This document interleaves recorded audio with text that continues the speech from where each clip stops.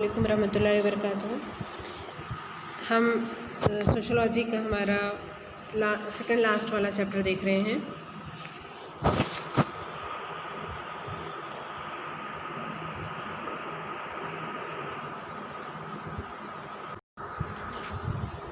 بھارت میں سماجی تحریکات۔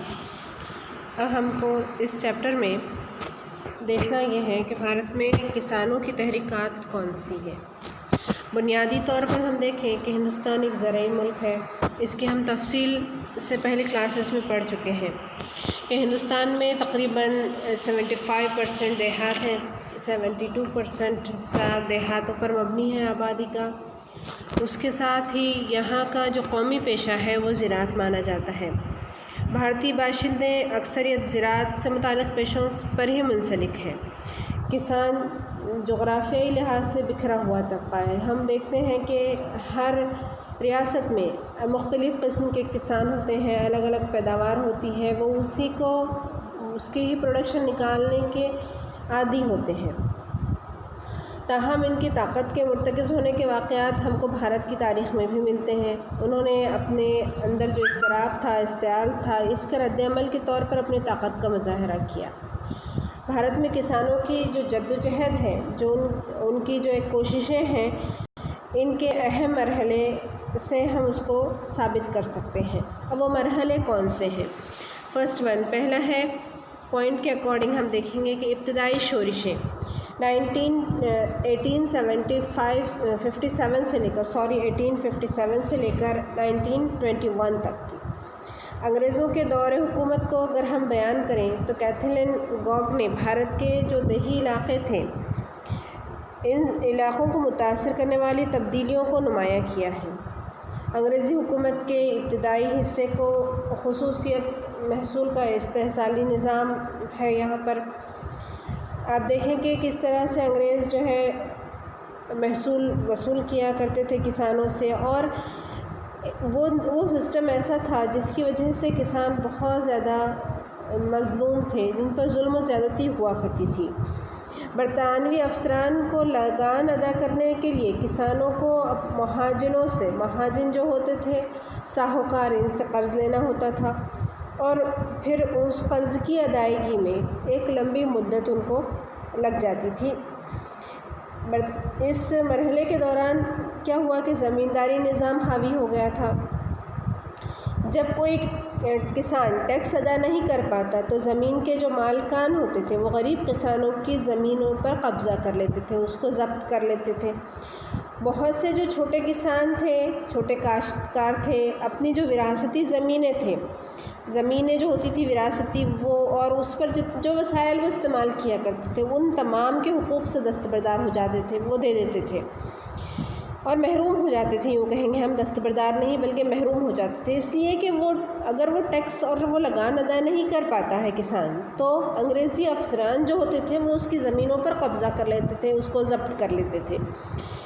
اس عرصے میں کیا ہوا کہ قحط اور قدرتی آفات نے کسانوں کے مسائل کو اور بڑھا دیا۔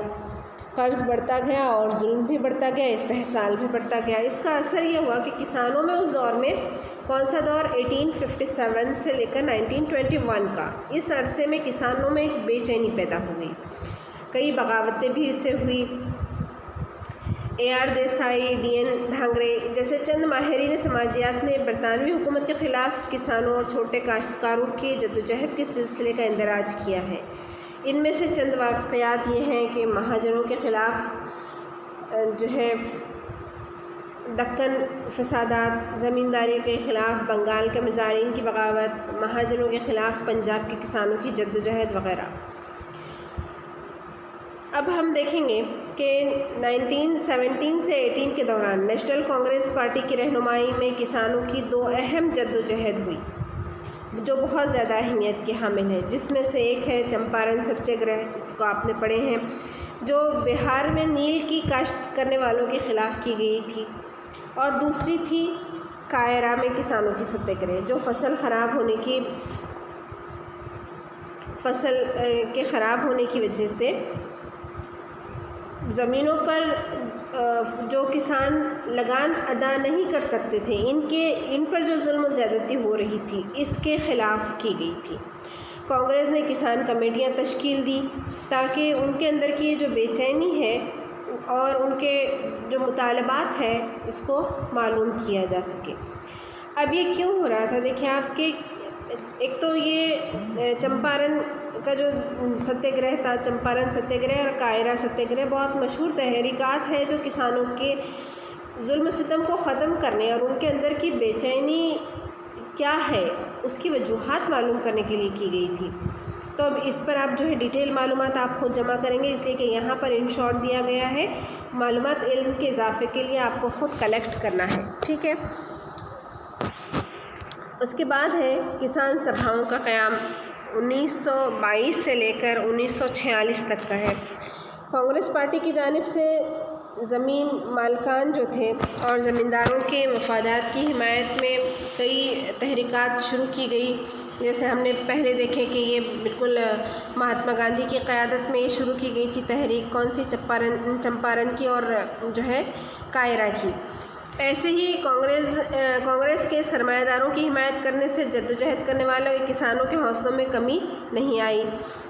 1927 سے 26 to 27 میں بنگال، پنجاب اور اتر پردیش میں کئی کسان سبھائیں ہوئی جن کے پس پشت انقلابی منصوبے تھے۔ کسان سبھا تحریک بہار میں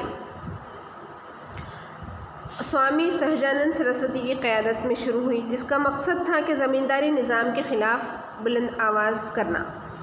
بہار اور اتر پردیش کے کسان سبھاؤں نے جو اپنے نمائندے تھے انہیں آل پارٹی کانگریس میں ایک میمورنڈم پیش کرنے کے لیے بھیجا، جن میں سارے اہم مطالبات تھے، جس میں باردولی جو گجرات میں ہے، یہاں پہ کسانوں کی جو بغاوتیں ہوئی تھی اس کے خلاف جو ہے میمورنڈم پیش کیا گیا، اور 1928 اور 29 میں پہلی اور 1930 اور 1931 میں دوسری بغاوتیں، یہ دو بغاوتیں سب سے اہم ہیں۔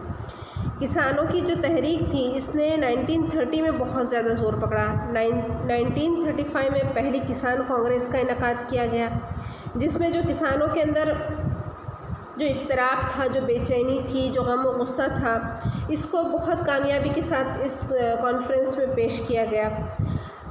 اس کے بعد اس کے نتیجے میں یہ ہوا کہ اپریل 1936 میں انڈین نیشنل کانگریس کے لکھنؤ سیشن میں کل ہند کسان سبھا تشکیل دے دی گئی۔ اب کیا ہوا؟ 1935 میں جو کسانوں نے اپنے غصے کا اظہار کیا، جو مسائل بتائے، اس کو حل کرنے کے لیے 1936 اپریل میں کل ہند سبھا، کسان کل ہند سبھا کو بنا دیا گیا۔ دھیرے دھیرے یہ جدوجہد بھارت کے دوسرے حصوں میں بھی پھیلنے لگی، جیسے پنجاب میں کسانوں کی تحریک راجہ مہندر پرتاپ کے ذریعے شروع کی گئی ہے نا۔ ان کی قیادت میں بہت زیادہ فعال رہے، ایکٹیو رہے یہ لوگ۔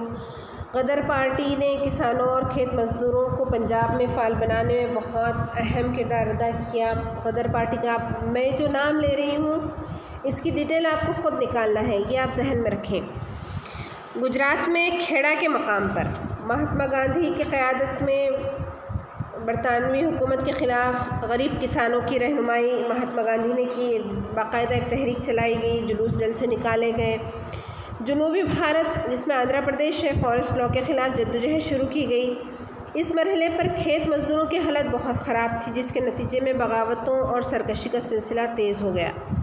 اب ہم دیکھتے ہیں کہ آزادی کے بعد کیا یہ تمام چیزیں، یعنی انگریزوں کے مظالم، لگان وصول کرنا، ساہوکاروں پر جو ہے کسانوں کا انحصار کرنا، کیا یہ تمام چیزیں آزادی کے ساتھ ختم ہو گئی؟ نہیں، بلکہ سیاسی آزادی سے کسانوں اور کھیت مزدوروں کی حالت میں کوئی بہتری نہیں آئی۔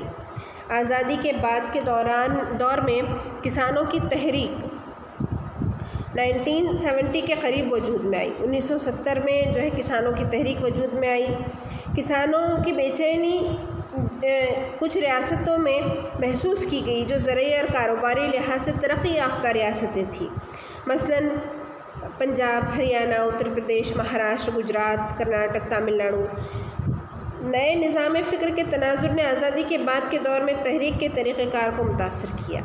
1960 اور 1970 میں تحریک بہت زیادہ منظم ہو گئی، ایک تنظیم کے ساتھ یہ کام ہونے لگے۔ کسانوں کی جدوجہد میں چرن سنگھ ایک اہم نام تھا۔ انہوں نے بھاری مشین کاری اور صنعت کاری کی مخالفت کی اور زراعت میں کم سرمایہ کاری کی حمایت کی۔ میں نے اس سے پہلے آپ کو بتائی تھی کہ مشینوں کے ذریعے کیا ہوا تھا کہ جیسے ہی صنعتیانہ کا ایک فروغ ہونے لگا، اس کا ایک اپنا جو ہے اس کے ایمرجنس کے دوران بہت سی چیزیں سامنے آئی تھی، جس سے دستی جو صنعتیں تھیں، جو چھوٹے موٹے کاروبار تھے، جو کسانوں کے ذریعے جو کام ہوتے تھے، اس پر جو ہے وہ ختم ہونے کے دور پر آ گئے اور مشینوں کے ذریعے اس کو اسٹرانگ کیا گیا۔ تو یہاں پر پہلی جو مخالفتیں ہوئی ابتدا میں، جیسے ہی انگریزوں کا یہاں سے اخراج ہوا، وہ خارج ہو گئے، یہاں سے چلے گئے، ان کو نکال دیا گیا۔ اس کے بعد اب جب ہندوستانی اپنی حکومت بنانے کے طرز پر آئے، وہ اپنی ایک حکومت تشکیل دینے کی طاقت رکھنے لگے، تو انہوں نے سب سے پہلے یہ کیا کہ مشینوں کے خلاف جو ہے کام کیا کہ مشینیں یہاں پر استعمال نہیں کی جائے گی۔ انہوں نے 1974 میں بھارتیہ لوک دل اور بھارتیہ کرانتی دل BKD تشکیل دیا۔ 1970 سے کسانوں نے کسی سیاسی تنظیم کی پشت پناہی کے بغیر خود اپنے گروہ تشکیل دینا شروع کر دیا۔ 1973 میں نئی دہلی میں کسانوں کا کنونشن ہوا، اس کے بعد 1975 میں دوسرا کنونشن ہوا، 78 میں دوسرا کنونشن ہوا، اور اس میں حکومت کو 20 نکاتی تحریر پیش کی گئی اپنے مطالبات کی۔ کس کے مطالبات تھے یہ؟ کسانوں کے۔ اس چارٹر میں فیصلہ کرنے والے اداروں میں کسانوں کی نمائندگی، زراعت اور صنعت کے درمیان موجود عدم توازن کو دور کرنے جیسے مطالبات شامل تھے۔ اس دوران تامل ناڈو اور پنجاب میں کسانوں کی جو تنظیمیں تھیں وہ مضبوط تنظیمیں وجود میں آئیں۔ 1980 میں شرد جوشی کی قیادت میں شیتکری سنگھٹنا اور MD ناجوندہ سوامی کی قیادت میں کرناٹک راجیہ ریت سنگھ کی تشکیل بھارت میں کسانوں کی تحریک میں ایک سنگ میل ہے۔ مطلب یہ ایک بہت بڑا ٹرننگ پوائنٹ ہے جہاں پر یہ ہوا کہ کئی تنظیمیں بننے لگی اور ایک منظم شکل میں سامنے آنے لگی۔ کب؟ 1970 کے بعد، جیسے ہی لگا کہ اب کسان یہاں پر کسی سیاسی پارٹی کا سہارا نہیں لے رہے تھے بلکہ اپنی تنظیمیں بنا رہے تھے۔ اور آپ کو پتہ ہوگا کہ آج بھی ہندوستان میں جو قوانین ہیں وہ اس کے اکارڈنگ یہاں پر کسان بالکل اس کی ایک الگ پارٹی ہے کسانوں کی، وہ اپنی قیادت کرواتی ہیں، وہ اپنی ڈیمانڈز رکھتی ہیں اور حکومت سے منواتی ہے۔ ابھی حال کے جو حالات ہوئے ہیں، آپ نے ابھی نیوز پیپر تقریباً 1 مہینے سے جو چل رہا تھا، ابھی جو کسان بل کی مخالفتیں ہوئی، یہ بھی آپ کے سامنے ہے۔ ان تمام پر غور و فکر کریں اور پتہ لگانے کی کوشش کریں کہ کس طرح سے جو ہے کسانوں کو مسائل جو تھے یہ آج کے نہیں ہیں بلکہ یہ تو ابتدا سے ہے۔ کسانوں کے ساتھ میں ظلم و زیادتی، ان کے مسائل، ان کو نظر انداز کرنا، ان کے لیے سہولتیں جو حکومت دے رہی ہے وہ ان تک نہیں پہنچ پا رہی ہے، اس کے لیے کوئی جو ہے انیشیٹیوز نہیں لیے جا رہے ہیں۔ تو یہ چیزیں ہر وقت چلی رہی ہیں۔ صنعت کاری اور گلوبلائزیشن کی وجہ سے، انڈسٹریلائزیشن اور گلوبلائزیشن کی وجہ سے کیا ہوا کہ کسانوں کی حالت بڑی تیزی سے تبدیل ہوئی۔ موسم کے اتار چڑھاؤ، حکومت کی لا تعلقی اور عوام الناس کی بے اعتنائی کے سبب بھارت کے کسانوں کو مسلسل پریشانیوں کا سامنا تھا اور آج بھی ہے۔ کام کے ناگوار حالات نے کسانوں کو بالکل مایوس کر دیا۔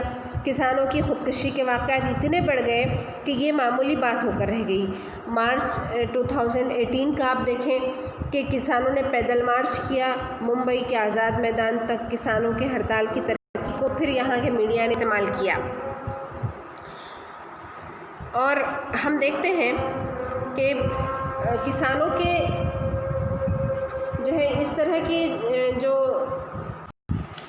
اس کے بعد کسانوں کی ہڑتال کی اس ترکیب کو میڈیا نے استعمال کیا، اور پہلی بار میڈیا نے جو ہے اس پر جو ہے استعمال کر کے اپنی کیا کرے کہ کسانوں کے جو مسائل تھے اس کو بتانے کے لیے ایک ٹیکنک استعمال کی، اور میڈیا اس سے پاپولر ہوا۔ میڈیا نے اس کو بہت اچھالا۔ آپ کو یاد ہوگا 2018 میں ہی 2017-18 اس سال کسانوں کی خودکشی کا ریشو بہت زیادہ بڑھ گیا تھا۔ وہ محض اس لیے تھا کہ حکومت کی لا تعلقی، بے-اعتنائی اور ساتھ میں جو حکومت جو ہے جو سہولتیں کسانوں کو فراہم کر رہی ہے وہ اتنی ناکافی تھی کہ حکومت کے جو مطالبات تھے، مطلب حکومت کو جو مطالبات کسانوں کے مختلف کمیٹیوں کی جانب سے، مختلف تنظیموں کی جانب سے جو دیے جا رہے تھے، وہ اس کو مکمل کرنے کی کوئی صورت دکھائی نہیں دے رہی تھی، اور کسانوں کا بالکل خودکشی کا ریشو اتنا تیزی سے بڑھ رہا تھا کہ ایسا لگ رہا تھا کہ بہت جلدی ہی یہ حالات جو ہے کنٹرول سے باہر ہو جانے والے ہیں۔ اور یہ ایک تشویشناک صورتحال تھی، اس لیے کہ ایک مہینے میں تقریباً اس وقت جو ریشو آیا تھا 200 کسانوں نے خودکشی کی تھی۔ آپ اس وقت کے اخبارات دیکھ سکتے ہیں، پوری نیوزز آپ کو مل جائے گی انٹرنیٹ پر، سوشل میڈیا پر، یہ تمام چیزیں ہیں۔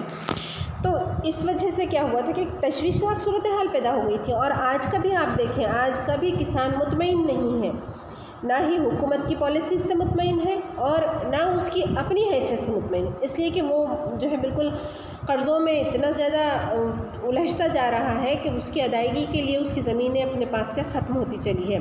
حکومت نے جو کسان بل ابھی پاس کیا ہے 2020 کا، اس کے تعلق سے آپ کو پوری معلومات جمع کرنا ہے کہ اس میں مسائل کون سے کسانوں کو آ رہے ہیں کہ اس وجہ سے کسان مخالفتیں کر رہے ہیں، اور آج جو ہے بالکل سڑکوں پر کسان آئے ہوئے ہیں۔ ہم دیکھ رہے ہیں کسان کسی بھی صورت میں حکومت کو کوآپریٹ نہیں کر رہے ہیں۔ تو یہ جو تھی اس قسم کے واقعات نے جو ہے بھارت کے جو کسان تھے ان کی تحریکوں کا ایک نیا باب شروع کیا۔ یہاں سے ایک نئی سلسلہ شروع ہوا ہے کسانوں کی تحریکات کا، ہڑتالوں کا، وہ اپنی ڈیمانڈز منوا رہے ہیں، اور یہ ہو رہا ہے 2018 سے، اور یہ آج بھی دیکھیں کہ یہ جو ہے اپنے طور پر بہت اسٹرانگ ہے، اور یہ منوا رہے ہیں اس لیے کہ جو قومی آمدنی ہے، جو ہم کہیں گے کہ نیشنل انکم میں کسانوں کا جو زرعی انکم جو ہے وہ 40% وہاں اپنا ریشو دکھاتی ہے، مطلب 60% ایسی انکم ہے جو دوسرے سیکٹر سے آتی ہے، اور 40% ایسی انکم ہے جو زراعت کے ذریعے آتی ہے۔ جب تک کسان مطمئن نہیں ہوگا ملک کی معیشت میں بھی کوئی اچھال نہیں آئے گا، اور یہ جتنی ہم دیکھ رہے ہیں کہ GDP گر گئی ہے، حکومت کی معاشی طور پر حکومت کی کمر ٹوٹ گئی ہے، یہ کیوں ہو رہا ہے؟ یہ اسی وجہ سے ہو رہا ہے، زرعی طور پر متاثر ہو رہا ہے کسان، جبکہ ہم کو یہ پتہ ہے کہ ہندوستان کی جو قومی پیشہ ہے وہ زراعت ہے، یہاں کی معیشت بھی اس پر ایک آدھے 50% سے زیادہ ڈپینڈ کرتی ہے، لیکن اس کے باوجود بھی یہ مسائل جو کہ تو آج بھی حکومت کے سامنے ہے۔ اب حکومت اس پر کتنا اس کے لیے حل پیش کرتی ہے یا کیا نکالتی ہے اس کے لیے حل، کون سی تدبیریں کرتی ہے؟ آپ دیکھیں کل کے پیپر میں ایک کسانوں کے لیے ہی حکومت نے تقریباً کچھ اماؤنٹ کو ڈکلیئر کیا کہ جن علاقوں کے جو ہے فصلوں کا پنچنامہ کیا جائے گا، جو ابھی بے موسم کی بارش کی وجہ سے جو نقصانات ہوئے ہیں فصلوں کے، اگر یہ 94% سے زیادہ ہے یا کچھ ایسے ہی ریشو دیا اس سے زیادہ ہے تو حکومت کچھ کروڑ ان کے لیے نکالے ہیں کہ ان کو مدد فراہم کرے گی۔ آج کے پیپر میں یہ دیکھیے آپ کراس کرتے کس طرح سے مخالفت پارٹیاں ایک دوسرے کو کراس کر رہی ہیں کہ ادھو ٹھاکرے نے جو وزیر اعلیٰ جو ہے ہمارے، انہوں نے جو بھی بیان دیا ہے کہ کسانوں کی مدد کی جائے گی، یہ بالکل دھوکہ ہے، ایسا کچھ نہیں ہوگا۔ بہت سی چیزیں ہیں جو اس طرح کی ہیں، اور ہم جو ہے یہاں کا جب تک ہندوستان کا ایک ایک بندہ ایک سیکٹر مطمئن نہیں ہوگا تب تک وہ ترقی نہیں کر سکتا، یہ بات ذہن میں رکھیں۔ یہ مسائل ہمیشہ سے چلے آ رہے ہیں، اس کی تحریکات باقاعدہ تحریکات کی شکل اس نے اختیار کر لی ہے۔ اس کے بعد ہم انشاءاللہ نیکسٹ والا پوائنٹ اگلے لیکچر میں دیکھیں گے۔ جب تک کے لیے آپ کو جو ہوم ورک دیا گیا ہے کہ آپ چمپارن ستیہ گرہ کیا تھا، کائرہ کا کیا تھا، کھیڑا کا کیا تھا، اور مختلف جو ہے کس طرح سے برطانوی دور حکومت میں مسائل تھے، اور ساتھ ہی آج کا بل کیا ہے، کسان بل 2020 کیا ہے، اس کی معلومات جمع کریں گے اور مجھے سبمٹ کرائیں گے۔ جزاک اللہ خیر۔